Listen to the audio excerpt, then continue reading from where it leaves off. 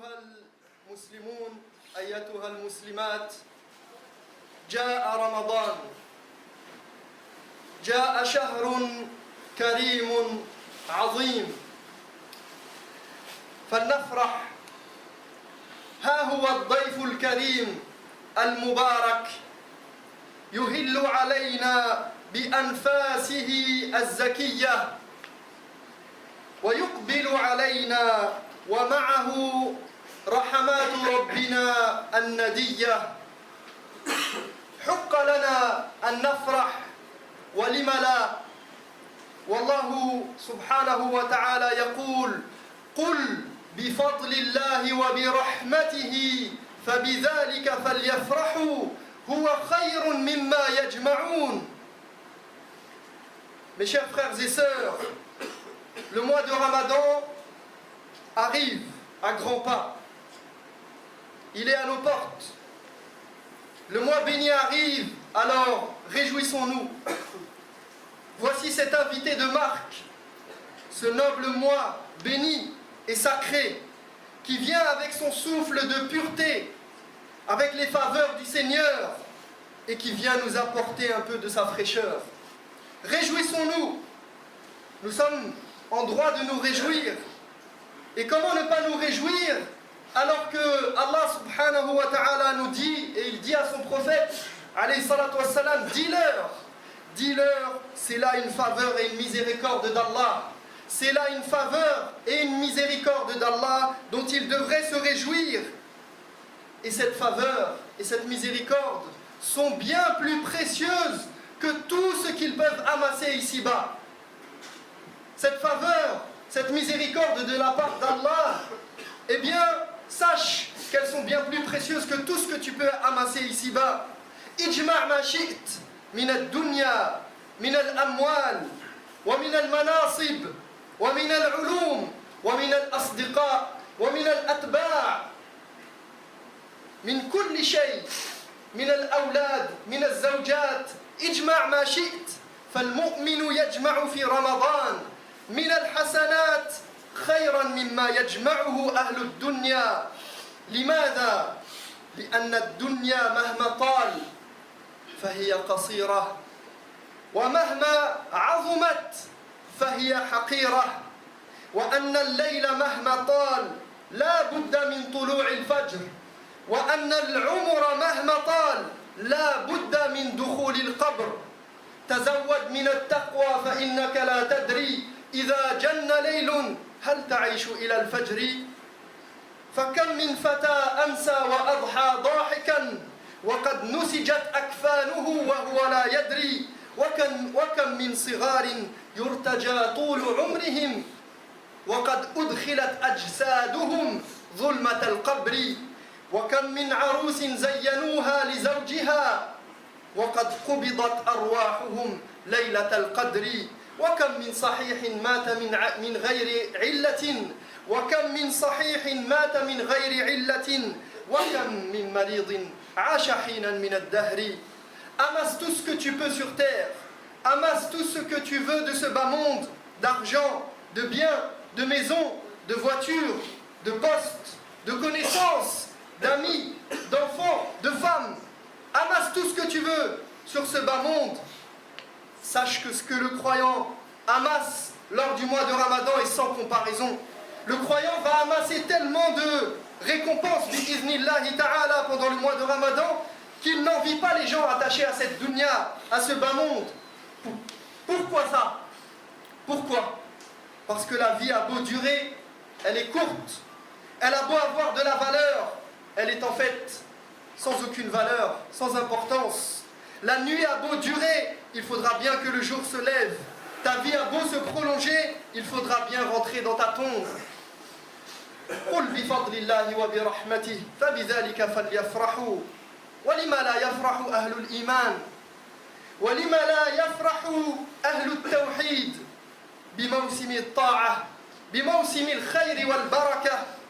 إنه شهر الصيام، إنه شهر القيام، إنه شهر القرآن، إنه شهر الإنفاق والجود والإحسان، إنه شهر تغلق فيه أبواب النيران إنه شهر تفتح فيه أبواب الجنان إنه شهر تغفر فيه الذنوب وتمحى فيه العيوب إنه شهر تضاعف فيه الحسنات وتكفر فيه السيئات. Dis-leur, c'est là une faveur et une miséricorde de mon Seigneur. Ils devraient donc se réjouir. Pourquoi les croyants ne se réjouiraient-ils pas de la venue de Ramadan? Comment le monothéiste pourrait-il ne pas se réjouir de l'arrivée de la saison de l'adoration, de la saison bénie? C'est le mois du jeûne, des prières nocturnes, c'est le mois du Coran, c'est le mois de la générosité, de la bienfaisance, c'est le mois où les portes de l'enfer se referment, où les portes du paradis sont grandes ouvertes, où les péchés sont pardonnés, où les récompenses sont multipliées et les fautes effacées. Allahu Akbar. Comment ne pas se réjouir de cette saison? Ramadan, ayyuha al-ikhwa, mawsim at-ta'a. ولذا قال رسول الله صلى الله عليه وسلم إذا جاء رمضان إذا كان أول ليلة من شهر رمضان فتحت أبواب الجنة فلم يغلق منها باب وينادي مناد يا باغي الخير أقبل ويا باغي الشر أقصر استحيي من الله عز وجل فأنت في موسم عبادة والأمة من حولك في طاعة وفي عبادة واسمع إلى البشرى فبذلك فليفرحوا ولله عتقاء من النار وذلك في كل ليلة حتى ينقضي رمضان. Ramadan, c'est la saison de l'adoration et de l'obéissance. C'est pourquoi le prophète sallallahu alayhi wa sallam nous dit, dès la première nuit de Ramadan, lorsque le mois de Ramadan arrive, les portes du paradis s'ouvrent et plus aucune porte n'est refermée. Un envoyé, quelqu'un qui est venu appelle et dit: ô toi qui aspires au bien, ô toi qui aspires à faire le bien durant ce mois, n'hésite plus une seconde, c'est le moment ou jamais. N'hésite pas, fais-le, fais tes efforts, fais tous tes efforts et mets tout ce qu'il y a dans ton pouvoir et mets ta confiance en Allah subhanahu wa ta'ala pour qu'il te donne la réussite durant ce mois et fais les efforts et fais tout ce que tu peux. Aqbil, ya baghi al-khayr, aqbil, wa ya baghi al-shar, aqsir. Et ô toi qui aspires à faire le mal, parce que an-nafsu ammaratun bis-su, parce que ton âme, elle peut être habituée à t'appeler au mal. Ô toi qui aspires à faire le mal, eh bien retiens-toi. Toi qui veux faire le mal, toi qui peux aspirer à un moment ou à un autre durant ce Ramadan à faire le mal, eh bien abstiens-toi. Abstiens-toi, souviens-toi que tout le monde autour de toi, dans la communauté musulmane, elle est en train d'adorer son Seigneur, elle est dans l'obéissance, elle est dans l'adoration. Ça veut dire que tu ne peux même plus prétexter que les autres ils font ce péché. Parce que souvent on dit mais les autres ils le font aussi. Les autres ils font ce péché, moi aussi je fais ce péché. Mais là, tu es dans une situation, même ce prétexte qui est un faux prétexte, tu ne peux plus l'invoquer. Tu ne peux plus invoquer ce prétexte pour soulager ta conscience. Tout le monde fait le jeûne, tout le monde fait des efforts. Alors à toi aussi de faire des efforts. Et écoute la bonne nouvelle qui devrait te réjouir et qui doit nous réjouir. Allah subhanahu wa ta'ala, le prophète alayhi sallam nous dit que chaque nuit, durant le mois de Ramadan, Allah choisit parmi ses serviteurs. Il choisit des serviteurs qu'il a franchis du feu de l'enfer. Et ce jusqu'à la fin du mois de Ramadan. أقول قولي هذا وأستغفر الله لي ولكم.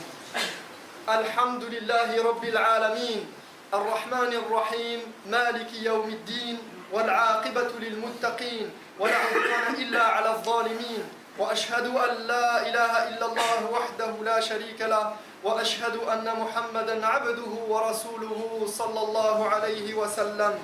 عن أبي هريرة رضي الله عنه قال رسول الله صلى الله عليه وسلم والذي نفس محمد بيده لخلوف فم الصائم أطيب عند الله من ريح المسك للصائم فرحتان يفرحهما إذا أفطر فرح بفطره وإذا لقي ربه فرح بصومه. لماذا يفرح الصائم بفطره؟ ولماذا يفرح بلقاء ربه جل جلاله؟ يفرح أثناء فطره إذ أن الله تبارك وتعالى قد أعانه على الصيام ووفقه، ويفرح بزوال جوعه وعطشه، ويفرح لأنه أتم عبادته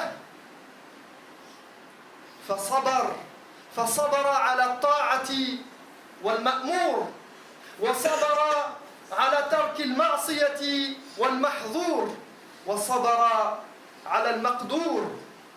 فالصائم يجمع بين أنواع الصبر الثلاثة، ويفرح لأنه طهرت نفسه وطابت حياته وحسنت أخلاقه، ويشعر بالطمأنينة والراحة لأنه تقرب إلى ربه وانتصر على نفسه وذاق طعم الإيمان. وكيف لا، فقد رضي بالله ربا وبالإسلام دينا وبمحمد صلى الله عليه وسلم رسولا. D'après Abu Huraira radiyallahu anhu, le prophète sallallahu alayhi wa sallam a dit: par celui qui détient l'âme de Mohammed entre ses mains, le relent de la bouche du jeûneur, l'odeur qui peut émaner de la bouche de celui qui jeûne, est plus agréable à Allah que l'odeur du musc. Celui qui jeûne a deux occasions de se réjouir: au moment de la rupture du jeûne, pour avoir terminé et accompli son jeûne, et au moment de rencontrer son Seigneur, pour avoir accompli son jeûne, parce qu'il a jeûné. Pourquoi se réjouit-il à la rupture du jeûne? Eh bien simplement parce qu'il sent qu'Allah subhanahu wa ta'ala l'a soutenu et l'a assisté durant son jeûne et qu'il l'a favorisé. Il se réjouit de cette faveur dont Allah l'a comblé en faisant dissiper sa soif et sa faim. Et il retrouve le plaisir et le goût de quelque chose qui lui est naturel et habituel, et dont peut-être il a, à force de manger et de boire, sans se soucier, il a perdu la saveur. Alors il retrouve le goût de cette nourriture. Il se réjouit car il a accompli une adoration et qu'il a tenu le coup. Il a résisté jusqu'au bout. Il a patienté dans l'obéissance. Il a patienté pour délaisser la désobéissance. Et il a patienté devant la difficulté qui lui a été prédestinée. Naam, c'est difficile le jeûne. Ce qu'on entend dire c'est facile, c'est une habitude. Là, il y a akhi, c'est difficile le jeûne. Et en particulier en ce moment, lorsque le Salat al-Maghrib est à 10 heures, c'est difficile. Mais c'est tout là l'intérêt. Alors il se réjouit d'avoir su patienter. Le jeûneur, il réunit entre les trois aspects de la patience dans l'obéissance, la patience face à la désobéissance et la patience face au décret divin. Il se réjouit parce qu'il sent que son âme s'est purifiée, il sent son âme apaisée, tranquillisée, sa vie est devenue plus douce, son comportement s'est amélioré.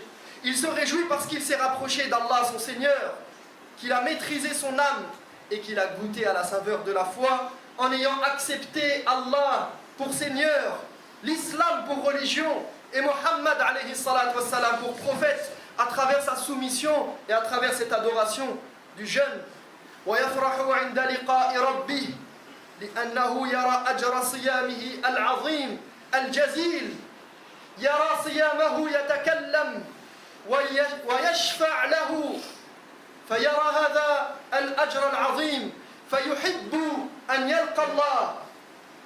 فمن أحب لقاء الله أحب الله لقاءه. Il se réjouit lors de la rencontre avec son Seigneur car il trouve la grande récompense de son jeûne. Son jeûne qui vient dire à Allah subhanahu wa ta'ala et qui vient intercéder en la faveur du jeûneur et qui vient dire: Ya Allah, ton serviteur s'est privé, il s'est privé, il a enfoui en lui ses désirs de nourriture, il avait soif, il s'est retenu pour toi, Ya Allah. Alors le jeûne vient intercéder en la faveur du jeûneur et le jeûneur trouve la grande récompense qu'il y a derrière ce jeûne. alors il est plus enclin à aimer la rencontre de son Seigneur. Comme le prophète alayhi salatu wassalam a dit, celui qui aime rencontrer son Seigneur, Allah aime sa rencontre et aime le rencontrer. Alors, Ramadan arrive, réjouissons-nous, c'est un moment de joie, c'est un moment de plénitude, c'est un moment de tranquillité et de paix. Réjouissons-nous, c'est un moment d'adoration. Réjouissons-nous de la venue de Ramadan.